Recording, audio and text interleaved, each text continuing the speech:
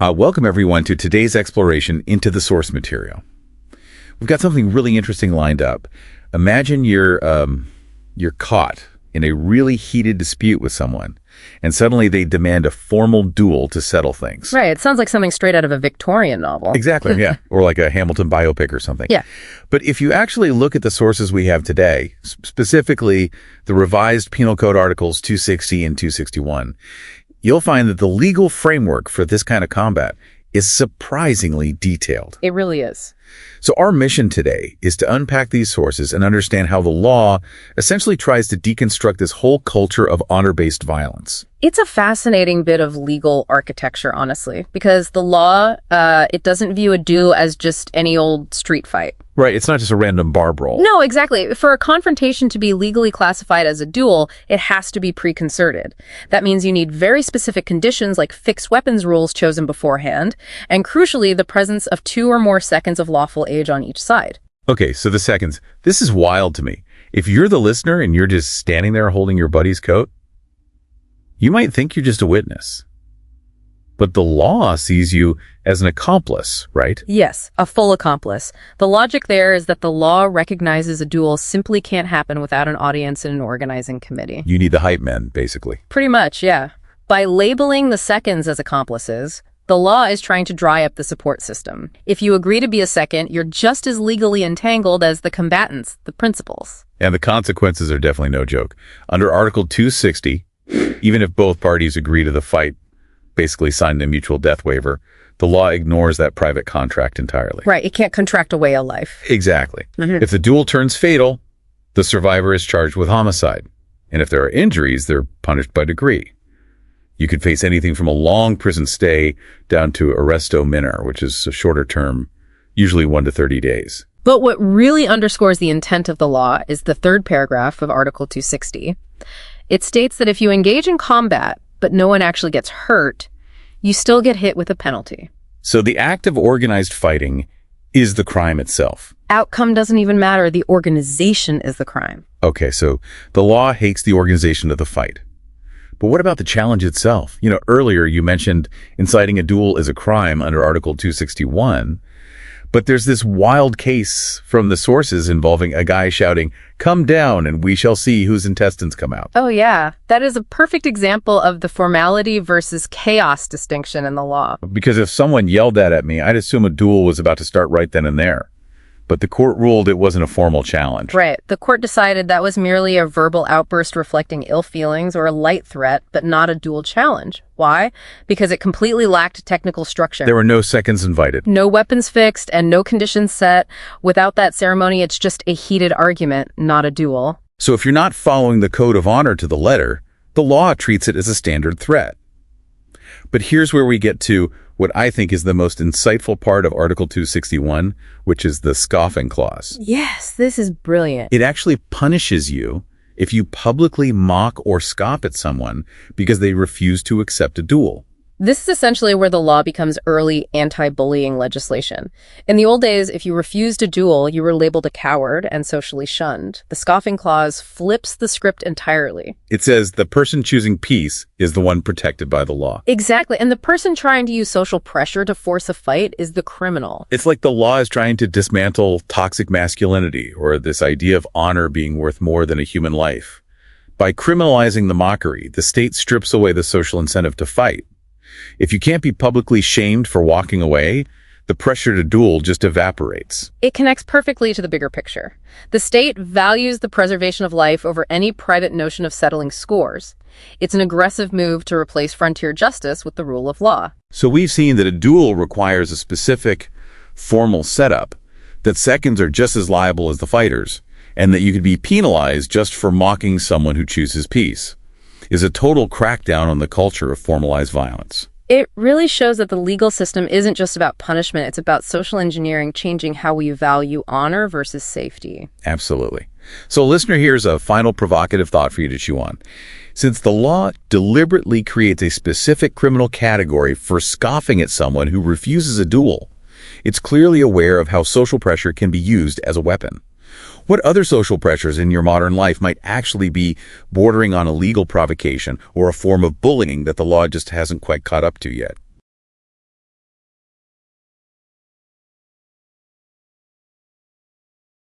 So let me ask you something. What do you think would happen if you challenged someone to a duel, like today? You'd probably think, that's ancient history, right? Well, you might be surprised. The law actually has a lot to say about it in some really specific and, yeah, still relevant ways. So let's dive in and dissect the fascinating legal anatomy of the crime of dueling. All right, so here's the game plan. First, we're going to figure out what actually makes a fight a duel in the eyes of the law.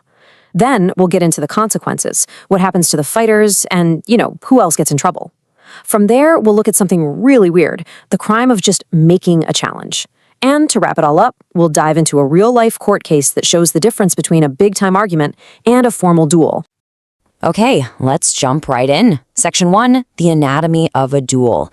And I gotta tell you, legally, this is way more than just a random fight. The law gets super specific here. So what's the secret sauce, right? What actually turns a regular old fight into a capital D duel that the law really cares about? And here we have it, the official legal definition. I mean, just look at the language here. Preconcerted, formal, witnessed by seconds. This isn't some heat-of-the-moment thing. We're talking about a highly organized, planned event. Okay, let's break that legal speak down. Think of it like a recipe with 4 key ingredients. Ingredient 1, it has to be planned out beforehand, no surprises. 2, it's got to be one-on-one, no teams.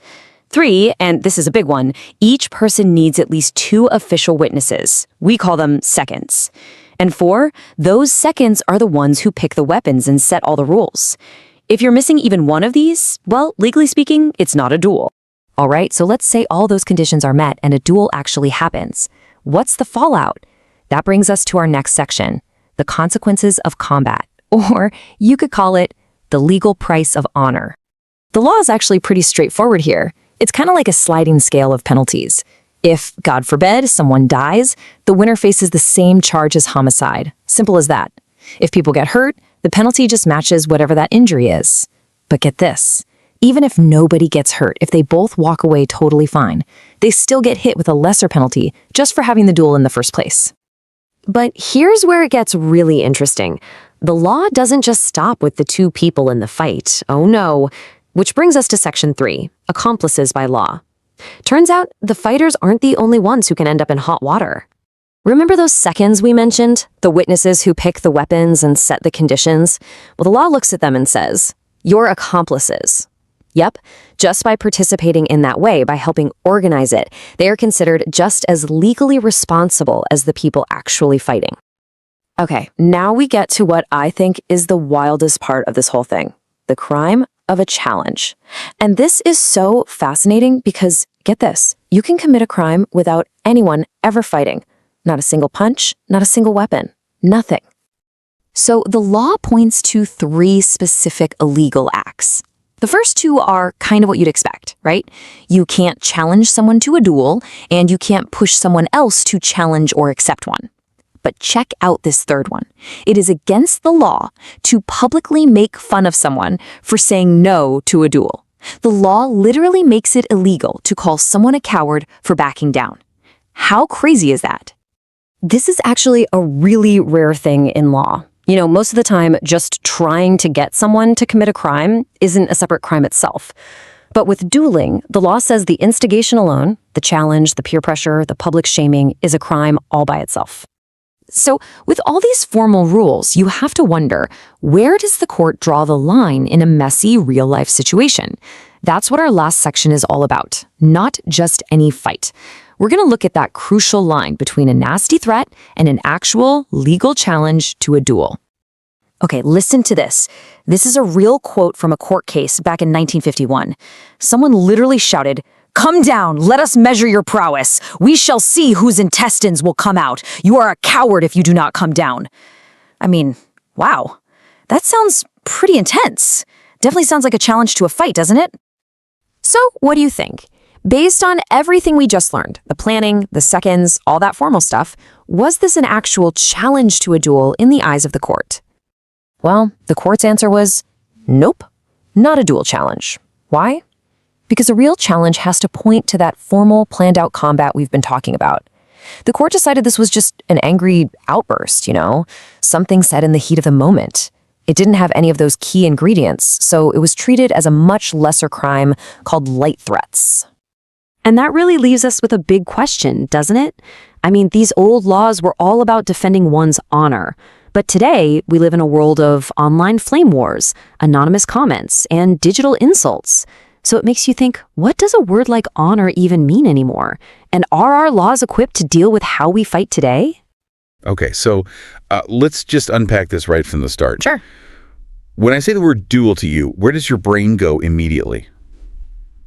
I mean, I think for most of us, the brain goes straight to the cinematic archive, right? Yeah, definitely. We go straight to Hamilton, or maybe we go to Barry Lyndon. Exactly. I'm seeing white gloves slapping a cheek. Yeah, right. I'm seeing a misty morning in Weehawken or Paris or somewhere. Frilly shirts. Yeah, frilly shirts.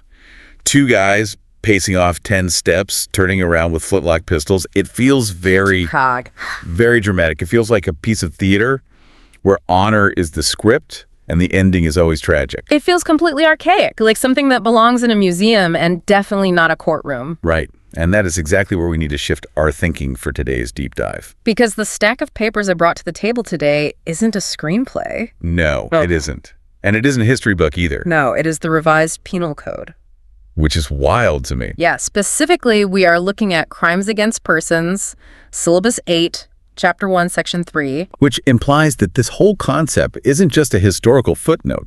Not at all. This is a current codified crime. It is. We are looking specifically at Articles 260 and 261. Okay. And the reason this is so fascinating, and really why we are doing a deep dive on it, is that the law treats dueling as something entirely distinct. Distinct from what? Well, it's not just murder. Right. And it's not just assault. It has a very specific legal anatomy of violence. So the mission today for you listening is to figure out why. Exactly. Why does the law care if we organize the fight beforehand? Yeah. Why is a duel different from a random bar brawl in the eyes of the prosecutor? And perhaps most importantly, we need to understand the incredibly rigid checklist that turns a fight into a duel. Because there's a checklist. A very specific one. Because as we'll see later, you can threaten to pull someone's intestines out. Which we will absolutely get to. Oh, we will. But you can make that threat and still not be dueling in the eyes of the law. I cannot wait to get to the intestines case. It's a good one. But let's start at the beginning. If we are looking at the revised penal code, how does the law actually define a duel? Right. Because if I challenge you to a fist fight behind the gym after we finish recording this, is that a duel? I mean, in the playground sense, sure. We Fair. casually call it a duel. But legal definitions are incredibly precise instruments. Okay. We are looking at the definition provided by Reyes, who is the authority on this text. The gold standard. Exactly. And he defines a duel as preconcerted, formal, or regular combat. Preconcerted. Yes. That sounds like I need to buy tickets or something. Haha. Well, it means it is planned. Okay. It is not spontaneous, but it goes much deeper than just planning out a time and a place. How so? The definition requires, and I really want you to visualize this because it's key. Oh, the kid hearing it. It requires combat between two parties, witnessed by 2 or more seconds of lawful age on each side. And those seconds must select the arms and fixed conditions of the fight. Okay, let's slow down and look at the math there. Because that is a very specific crowd size. It really is. You have the two combatants. That's standard. Just you and me. Right. But then the law requires 2 or more seconds on each side. So if I want to duel you, I need to bring 2 friends. At least 2. And you need to bring 2 friends. Plus the 2 of us fighting. So we are looking at a minimum of 6 people. Minimum of 6. That's a dinner party. That's not a fight. That's a catered event. It is a ritual. Wow. And that is the crucial distinction we have to make today. Okay. If you and I just agree to meet in a parking lot at midnight and shoot at each other and we come alone, Yeah. that is not a duel under Article 260. Really? Even if we agreed to it beforehand? Doesn't matter. Even if we literally signed a piece of paper saying this is a duel? Even if you had it notarized. You're kidding. If the seconds are missing, the legal classification of duel fails completely. So what would it be then? You would be charged with homicide or physical injuries or discharge of firearms, but you would not be charged with the specific crime of dueling. That seems like such a bizarre technicality. It does at first glance. Why does the law care so much about the witnesses? Well, think about the function of a second in historical terms. Okay. They weren't just cheering sections standing on the sidelines holding coats. Right. Yeah, the job. They were basically the HR department of the violence. The compliance officers. Exactly. Their job was to select the arms and fix conditions. So they were making sure everyone plays by the rules. Right. They were there to ensure fairness, to measure the swords, to check the pistols, to ensure the ground was level and the sun wasn't in anyone's eyes. So they are normalizing the violence. They are institutionalizing it. And that is exactly what the law hates. What do you mean? The law hates a brawl, sure, but the law is absolutely terrified of a parallel justice system. Oh, wow. Okay. When you organize a duel with seconds, you are essentially saying to the state, we don't need your courts. We have our own code. We have our own code, we have our own judges, we have our own executioners. That makes total sense. A street fight is just chaos. Exactly. A duel is an actual rebellion against the state's authority. Precisely. And notice the requirement in the definition that the seconds be of lawful age. Right. No toddlers allowed at the duel. Exactly. It implies that this is a mature, calculated decision. Right. If it's a bunch of teenagers rumbling, the law calls that a tumult. A tumult. A duel requires adults making a conscious, educated decision to bypass the law and engage in ritualized combat. So we have the definition nailed down. Yes. It's a formal 6-person minimum event with selected weapons and agreed upon rules. That's the threshold. Now let's move to part 2.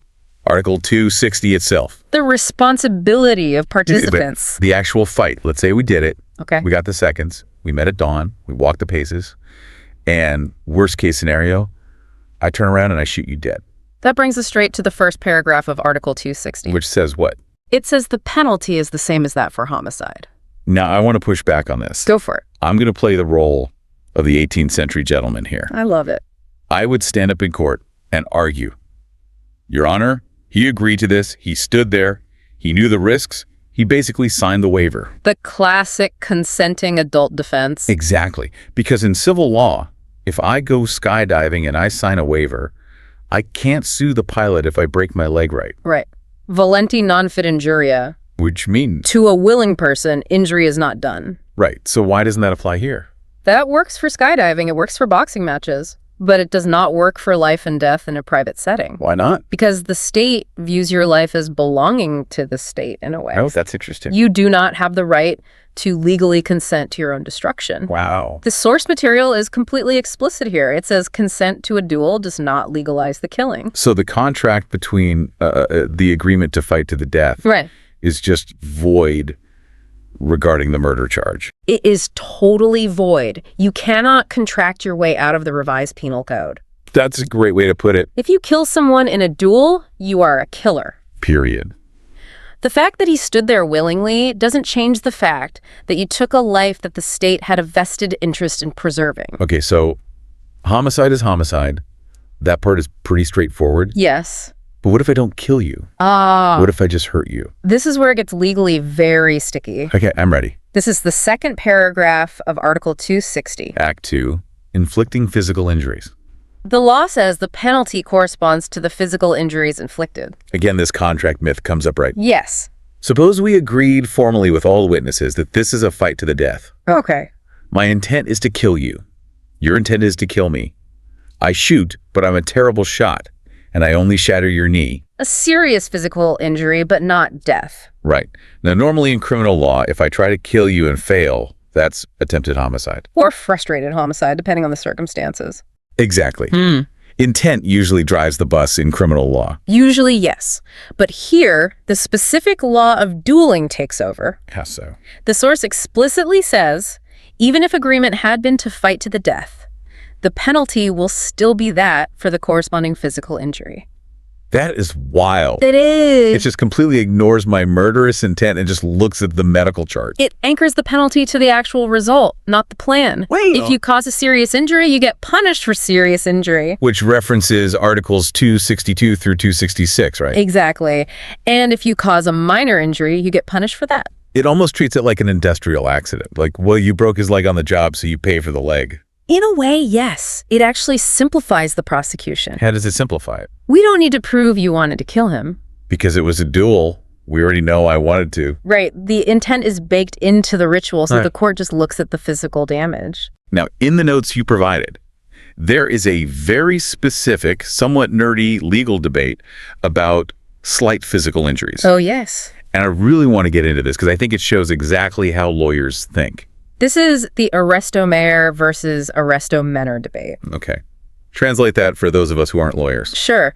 Arresto menor is a relatively light penalty, Like how light? like 1 to 30 days. It's for minor offenses. Okay.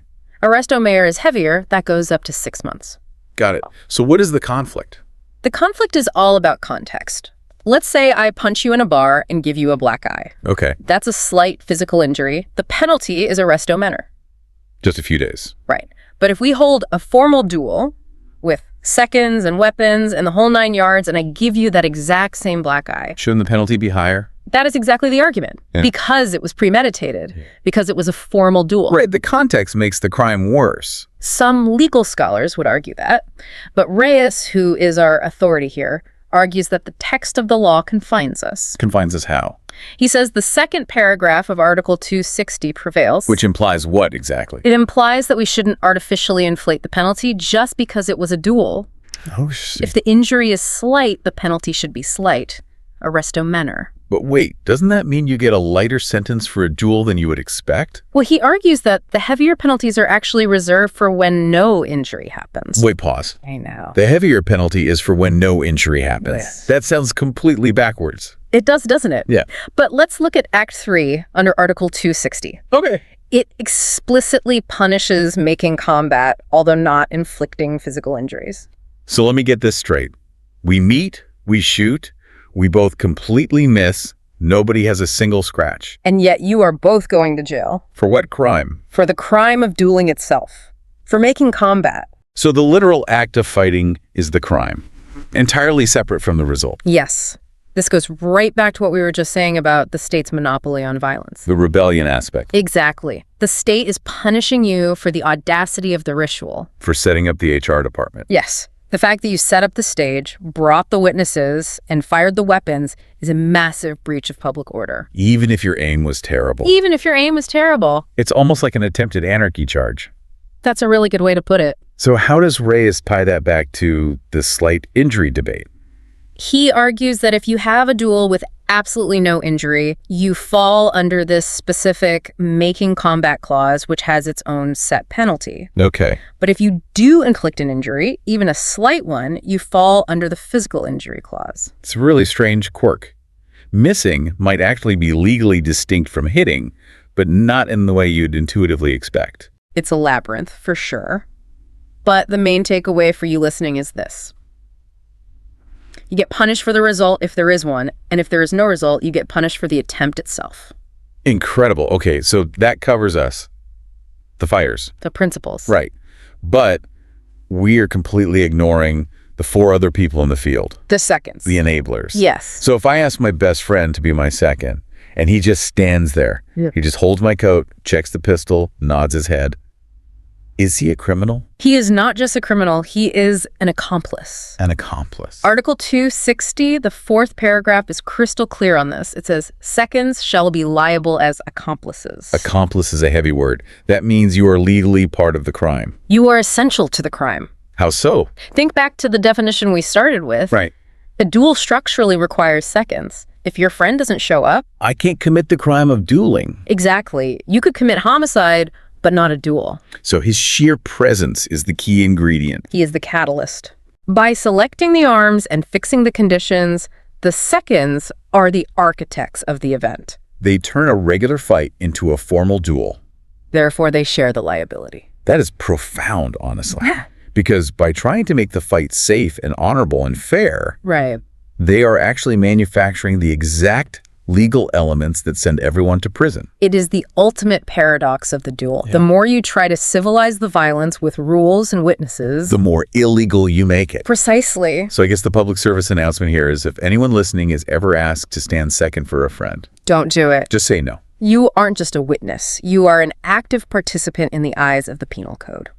Okay, we've covered the fight itself. We have. But the law, surprisingly, has a whole lot to say about what happens before the fight even starts. Yes. This brings us to Article 261.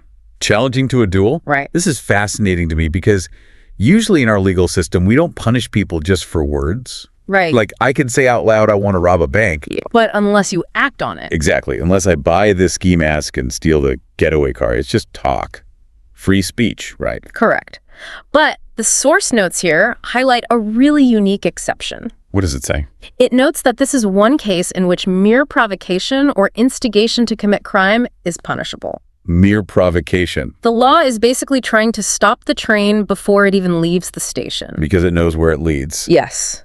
It knows that once a challenge is formally issued, honor gets involved. Egos swell. And violence becomes almost inevitable. So it specifically punishes the invitation to violence. Okay, let's break down the 3 distinct ways you can break Article 261. Okay. Act 1.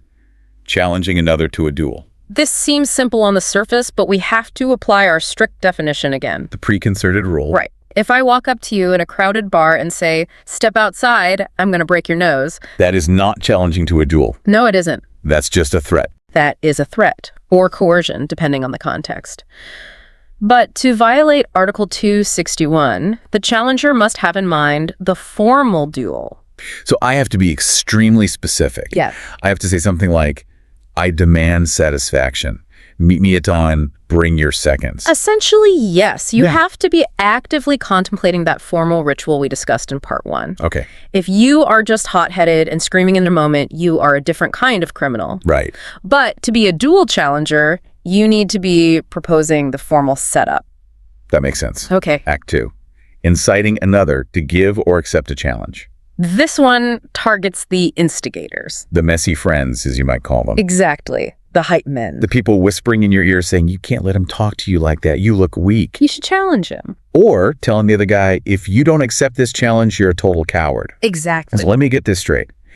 Even if I am not fighting, Right. and I'm not the one issuing the challenge, if I'm just on the sidelines pouring gas on the fire, I am liable under this article. Yes, you are. That's incredible.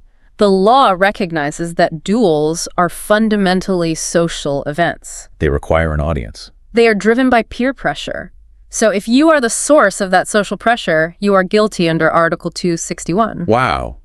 Which leads us perfectly to Act 3. Yes. Which honestly is my absolute favorite part of this entire deep dive. It's a good one. Act 3 punishes, and I'm quoting here, scoffing or decrying another publicly. Scoffing or decrying another publicly for having refused to accept a challenge to a duel. Let's translate that into modern English Yeah. for everyone listening. It is entirely illegal to publicly shame someone for saying no to a fight. That is just incredible to me. Yeah. The law essentially created a mandated safe space for refusing violence. You really have to look at the history to understand why. Give us the context. In the 18th and 19th centuries, if you refused a duel, you were essentially socially dead. Your life was over. You were branded a coward.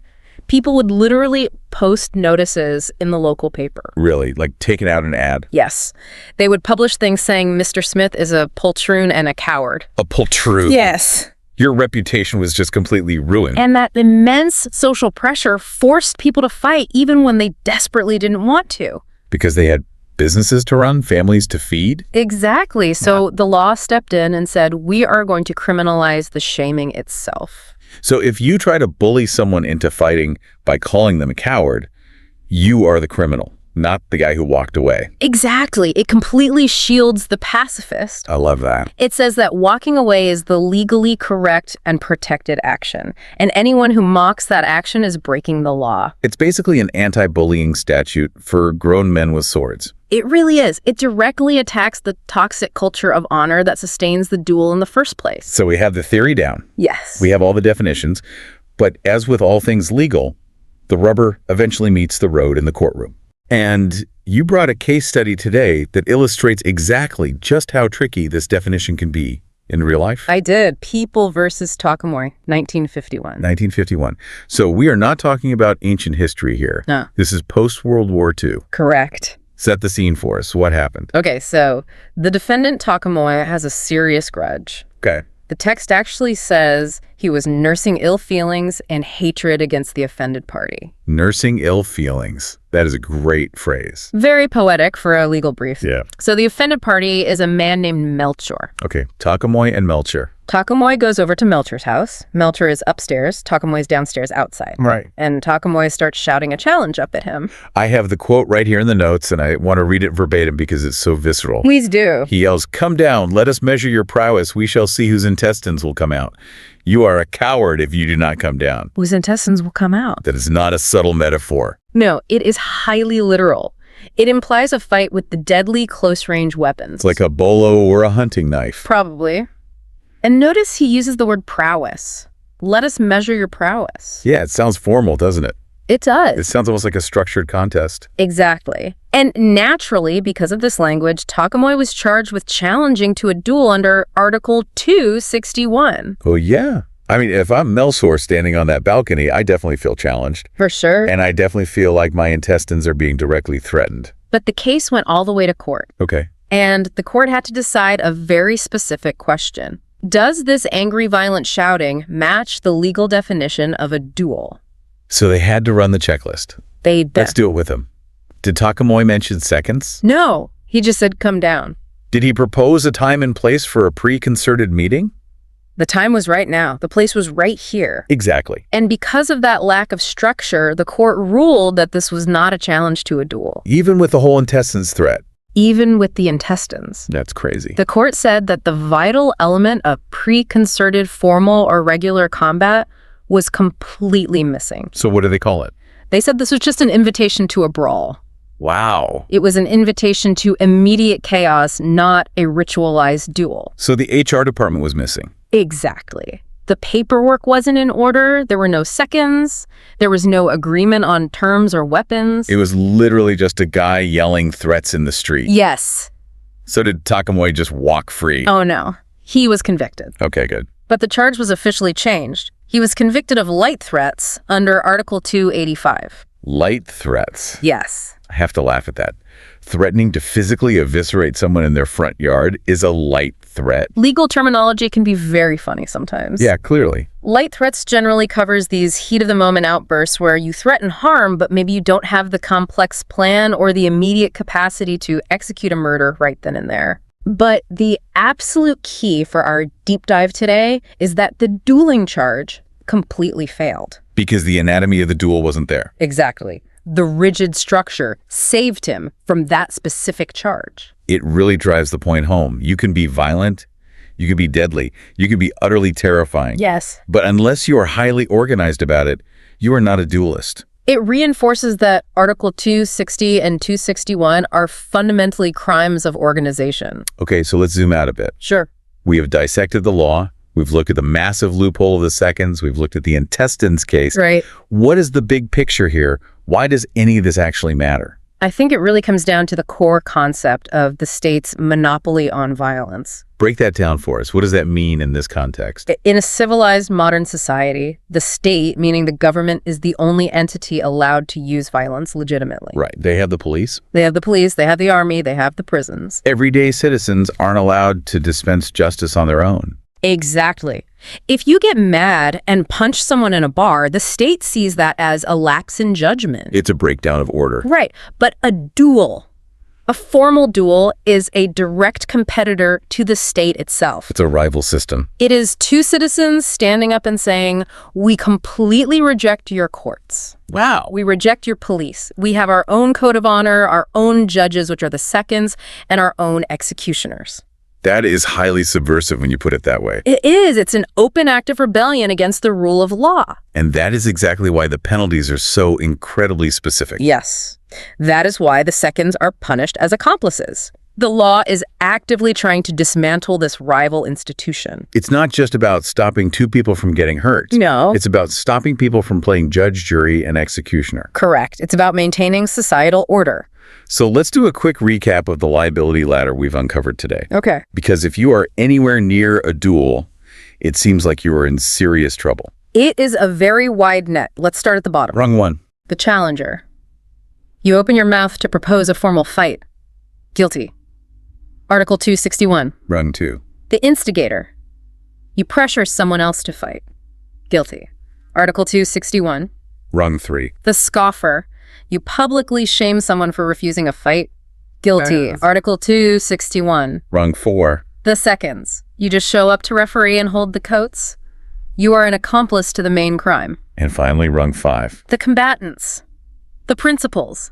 You fight. You are guilty of homicide, injury, or at the very least, making combat. There is literally no safe way to participate in this ecosystem. None at all. The only legal move is to say no and walk away entirely. And the law actually protects you if you do that. It does. It's a comprehensive trap completely designed to kill the culture of dueling. And historically speaking, it largely worked. Right. We really don't see many formal duels with seconds and fixed conditions in the 21st century. No, we don't see flintlocks at dawn anymore. Not outside of movies. But, and here's where I want to leave everyone listening with a provocative thought to mull over. Okay. I actually think the spirit of the duel is alive and well right now. How so?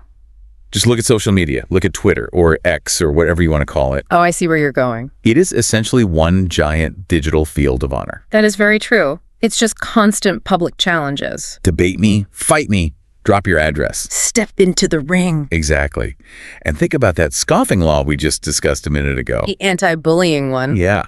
What happens today if you ignore a troll?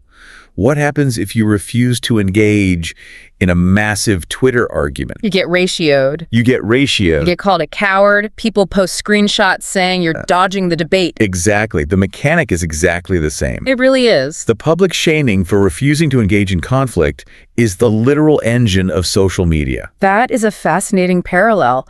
Article 261 criminalized scoffing at someone who refused physical violence. Right. And today, our digital algorithms actively incentivize that exact same scoffing. We have basically built a massive machine that does exactly what the revised penal code tried to stop. We reward the instigator. We reward the challengers. And we punish the people who just want to say, I'm not going to fight you. It suggests that while we successfully got rid of the pistols and the swords, we completely kept the toxic honor culture that drove them in the first place. Maybe we need a digital Article 261. A new law against scoffing at refusal to tweet. Haha. I think we'd have to arrest half the internet if we did that. Probably more than half. Okay. Well, that is a terrifying thought to end on. Indeed it is. Thank you so much for joining us on this deep dive into the legal anatomy of a duel. It was a pleasure. We hope those of you listening learned something new about the law, a little bit about history, and definitely about keeping your intestines on the inside. And remember the most important lesson today. What's that? If a friend ever asks you to be their second. You are incredibly busy that day. Exactly. Just walk away. Thanks for listening, everyone. We'll catch you on the next deep dive. Welcome to the debate.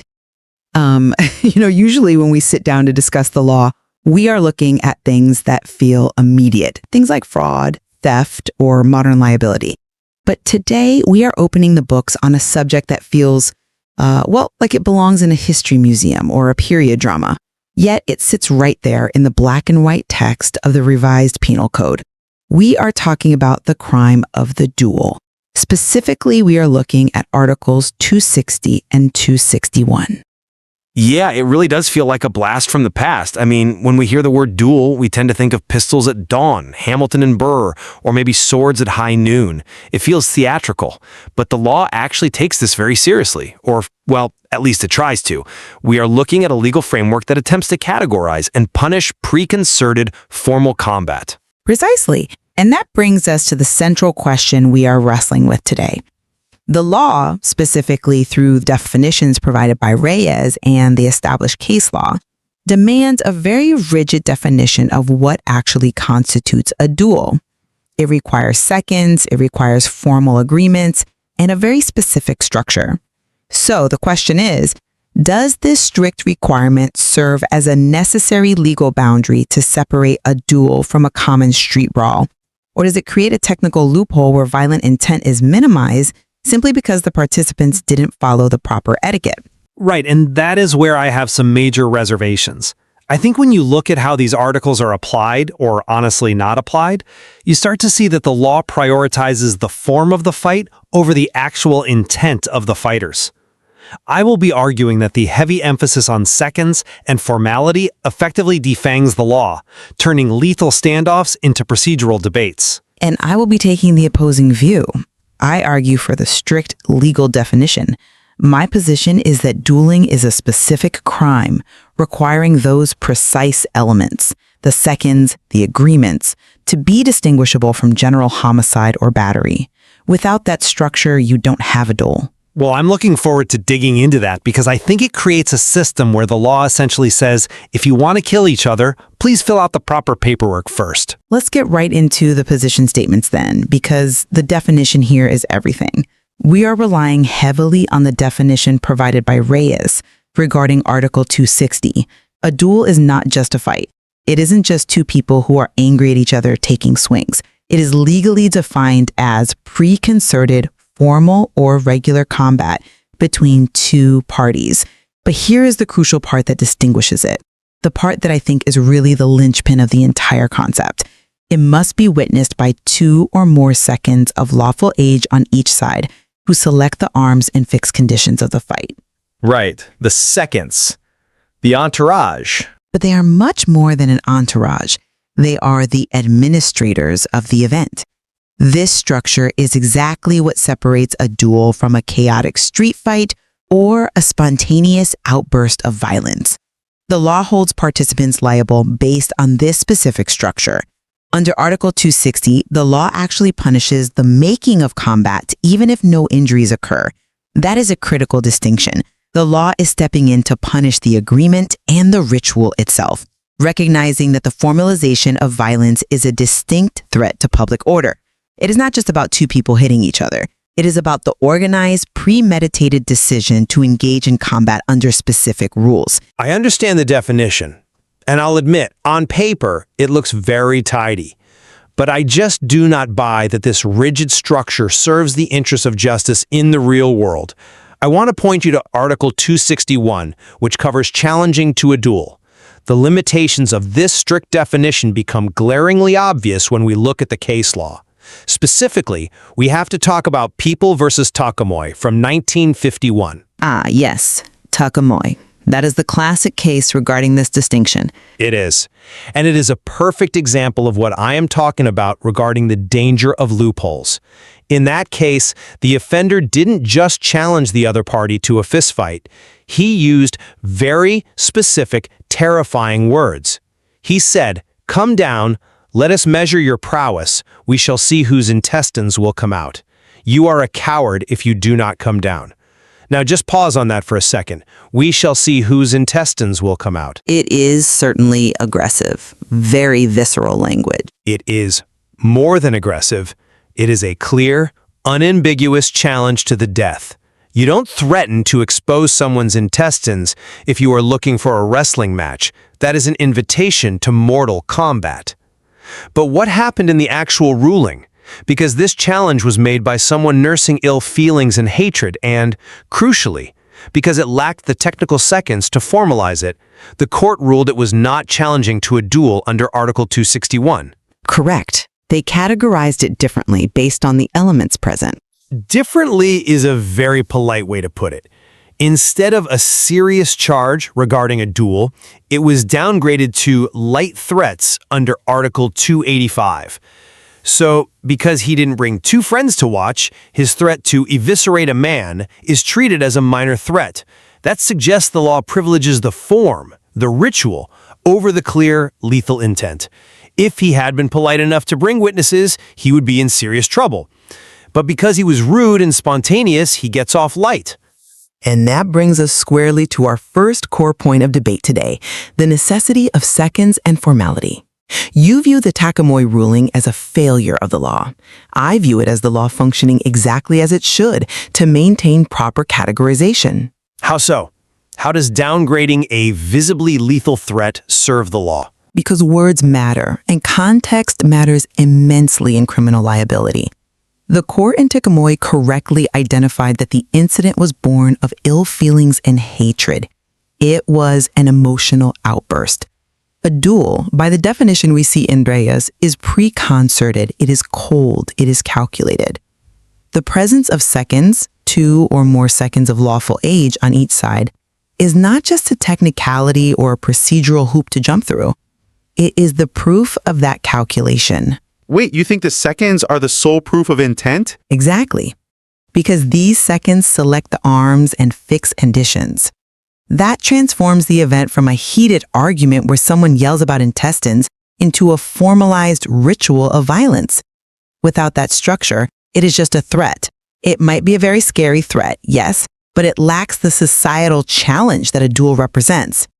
A duel is a direct challenge to the state's monopoly on justice. A guy yelling in the street is just a guy yelling in the street. That is an interesting point regarding the state's monopoly on justice, though. I would frame it very differently.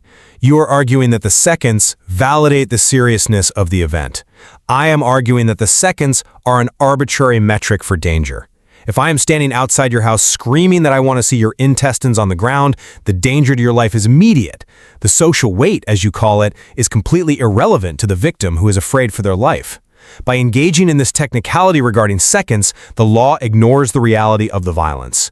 The offender in Tekamoi clearly had in mind a combat. But did he have in mind a formal combat? That is a specific question Reyes asks.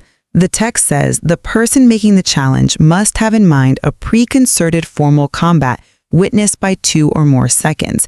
If I scream at you in a rage, I am not proposing a duel. I am threatening you.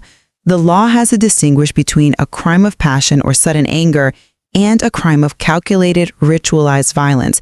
If we blur that line, then every single bar fight where someone shouts, "Let's take this outside," becomes a duel. The law prevents that overreach by insisting on the seconds. I see where you are going with the bar fight analogy, but "let's take this outside" is vastly different than "let's measure your prowess and see whose intestines come out." The latter implies a duel to the death. My issue is that the requirement for seconds acts as a get-out-of-jail-free card for the specific, heavier charge of dueling. It suggests that unless you are polite enough to appoint witnesses, you can threaten lethal violence and only face light threats charges. It seems to reward the disorganized criminal while punishing the organized one. I am not convinced by that line of reasoning because I think it ignores the liability structure that actually does exist. And that leads us to our second point of debate, liability and the so-called agreement paradox. You seem to imply that the law takes dueling lightly or validates it because of this gentleman's agreement aspect. But if you look at Article 260, the penalties are incredibly rigorous. Are they? Or does the law kind of wink at the participants? Absolutely rigorous. Under Article 260, the first paragraph, if a participant kills their adversary in a duel, what is the penalty? It is the exact same as that for homicide. The law explicitly states the penalty is the same as that for homicide where death results. Sure, homicide is homicide. And if they inflict physical injuries, Article 260, the second paragraph, says they suffer the penalty for those corresponding injuries. The crucial takeaway here is that the law completely ignores the agreement to fight. Even if both parties signed a contract in blood agreeing to fight to the death, they are still fully liable for the physical injuries inflicted. This proves the law does not validate the duel. It doesn't say volenti non fit injuria, or to a willing person, injury is not done. No, it says you agreed to this, but we are still charging you as if you attacked a stranger on the street. That is a compelling argument. And on the surface, it looks like strict liability. But have you considered the nuance in the penalty structure regarding slight physical injuries? There is a very curious detail in Article 260 that I think undermines your claim that the penalties are perfectly identical to general crimes. You are referring to the arresto minor provision? Exactly. In the second paragraph of Article 260, Reyes notes that where only slight physical injuries had been inflicted, the penalty should be arresto minor, not arresto mayor. Now, typically, depending on the circumstances, slight physical injuries can carry different weights. But here, the text specifically notes that the penalty is not arresto mayor. I would argue that is simply a matter of statutory construction, where the specific provision of Article 260 prevails over general provisions. It prevents overpunishment for what amounts to a scratch. But why does it prevail? That is the whole point. By explicitly ruling out the heavier penalty of arresto mayor for slight injuries within a duel, The law is treating the injuries differently because they occurred in a duel. It suggests that, at least at the lower level of injury, the mutual consent, that fair fight aspect, actually mitigates the punishment slightly.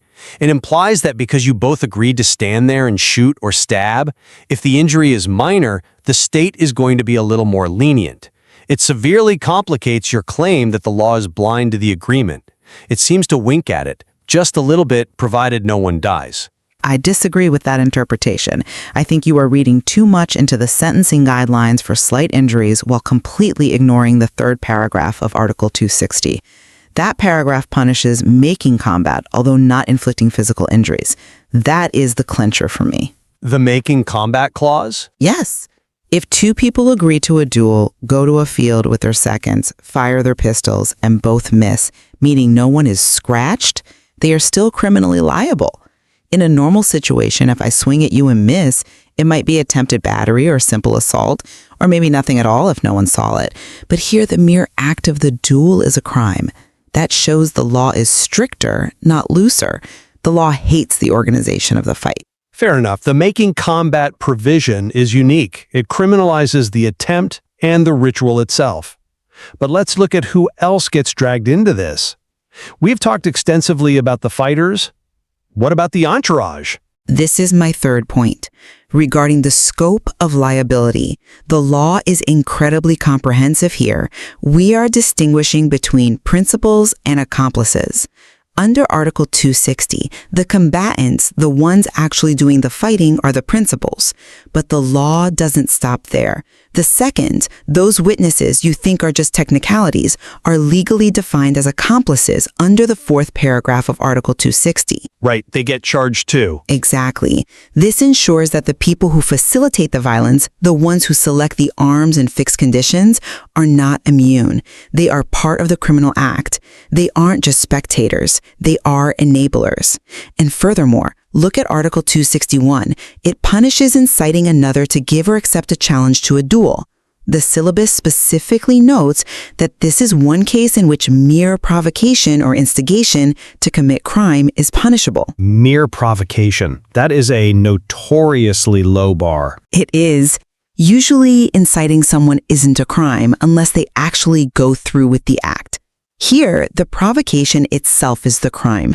That proves the law takes the incitement incredibly seriously. I come at it from a very different way regarding Article 261. You say it proves the law takes incitement seriously. I say it proves the law is obsessed with social etiquette and honor culture. Look at the specific acts punished under Article 261. One of them is scoffing or decrying another publicly for having refused to accept a challenge to a duel. Yes, publicly shaming someone for not fighting. Think about what that actually protects. It doesn't protect physical safety. It protects what? The honor of the person who refused? Or is it simply policing the behavior of the person doing the scoffing? If I call you a coward for not fighting me, the law steps in. Why? Not because I am hurting you physically, but because I am engaging in this archaic social game of honor. This focuses entirely on reputation rather than physical safety. It reinforces my view that these articles are more about policing social etiquette, the gentleman's code, than actually preventing violence. If the goal was safety, the law would focus on the threat, not the scoffing. That is a fascinating angle, though I would frame it differently. By punishing the scoffing, the law is actually trying to de-escalate the social pressure that inevitably leads to violence. De-escalate? How does punishing an insult de-escalate a fight? Think about the psychology of the duel. If I publicly shame you for refusing a duel, I am trying to goad you into violence to save your reputation. I am using social leverage to force a fight. By making that shaming illegal, the law is providing a shield.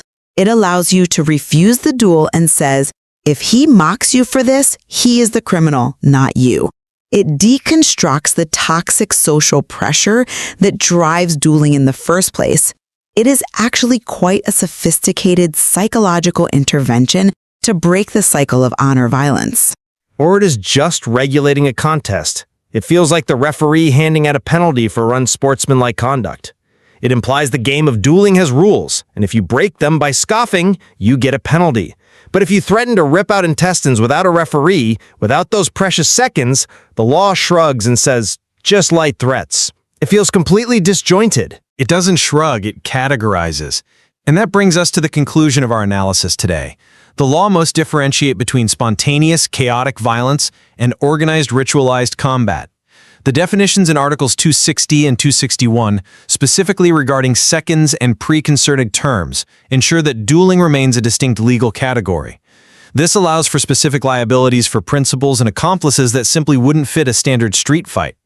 The rigidity you complain about is actually the law's attempt to impose order on the chaos of human conflict. And I maintain that while the distinction exists on paper, the Takamoy case proved that reliance on seconds to define the crime creates a massive blind spot. When we allow a lethal challenge to be minimized because it lacked witnesses, we are letting the procedural requirement overshadow the visceral reality of the threat. The law shouldn't care if you have two friends watching you try to kill someone. It should care that you are trying to kill someone. The intestines quote stands as a stark reminder that the danger is in the intent, not the formatting. And yet, we both see that the source material reveals a complex legal framework. Whether it is a formal duel or a chaotic brawl, the law is clear on one major point. Agreeing to a fight offers no immunity for the injuries you inflict. That much is true. Whether you call it a duel or a street fight, if you hurt someone, you are liable. The gentleman's agreement is no shield against the penal code. Indeed, it leaves us with a compelling question for our listeners to consider. Are these definitions of seconds and formal combat archaic remnants of a bygone era, or are they necessary legal precision required to handle a very specific type of violence? That is for them to decide. There is certainly plenty more to explore in the nuances of Article 2060. Thank you for joining us on the debate. We will see you next time.